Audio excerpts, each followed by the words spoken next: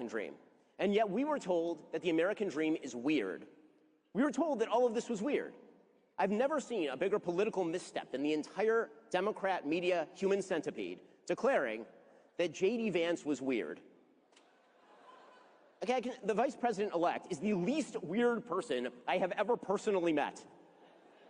That is the most bizarre statement. They trotted out the human inflatable, Tim Walz, to flail his arms like he's at a car lot off the side of a freeway and pretend that it was masculinity when apparently he has no bones in his wrists. And somehow he wasn't weird. They trotted out Doug Emhoff, who, you know, may or may not have assaulted some ex-girlfriends, a question that the media were totally uninterested in investigating, of course. They trotted out Doug Emhoff. I have personal irritation with Doug Emhoff. Of everybody in the Biden orbit, I hate Doug Emhoff the most.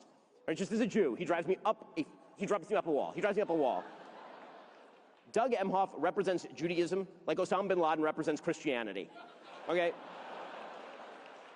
In any case, they trot out these guys, and they're like, this is the new masculinity. And J.D. Vance, that weirdo with his picture-perfect family and his beautiful wife and his nice kids, living in a nice house, having grown up in really, really horrifying circumstances. You should read his great book, Hillbilly Elegy. And then having built companies, gone to Yale Law School, served in the military. Like, he is the apotheosis of what the American dream looks like, the vice president-elect. And some of them are like, that guy's weird. Here's the thing. We are now in the middle of a normie revolution. Okay, because it turns out a lot of us are normies.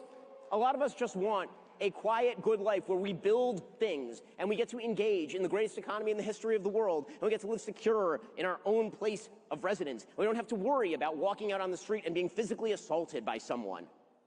Okay, these are all very, very normal desires and very normal dreams, and that's the American dream. And the left had lost it in so many ways. The left had lost it in so many ways. Now, I remember I was in Los Angeles. I grew up in L.A. I was in Los Angeles fairly recently. I left L.A. because L.A. has turned into a complete dung heap. It's just horrifying. And I went back. We went out with some friends. I go down the street with my wife, and we have our 24/7 security, which we need, unfortunately. And on the other side of the street, our friends go. They go about 3 cars down. A car pulls up right in front of them. 3 guys jump out of the car and immediately rob my friend and his wife. Okay, this happened like in a very nice area of Los Angeles. This is not normal. So the left kept saying about Donald Trump, he's not normal. Here's the thing. The America he stands for is normal. The America he stands for is good. The America he stands for is great because it is good.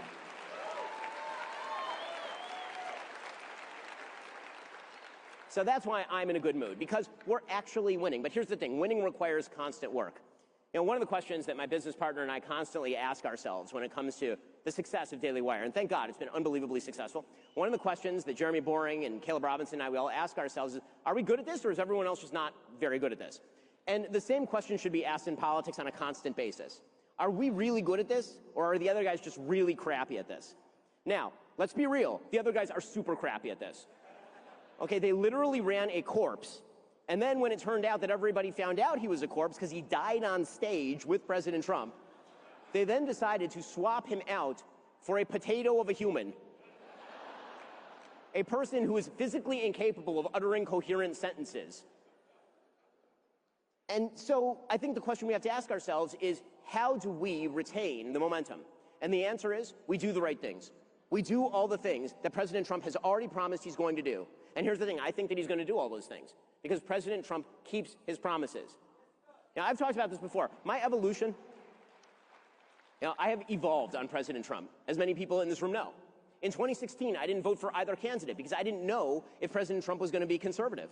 And I said at the time, I doubted that he would. And then, right away, he nominated Justice Gorsuch. And I put on a MAGA hat like 1 month into his presidency.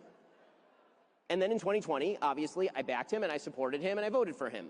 And in 2024, I backed him, I gave money to his campaign, I fundraised for him, I campaigned in 6 states, I went with him personally to an October 7th tribute, right? I do all, and that's not because I'm doing anything great, it's because he is doing something great. And if we back him, and if he does the right things, which I think he will, I believe he will, I actually know he will, if he does those things, then he is totally correct. America will be great again. The great American comeback is on. A new golden age is just beginning.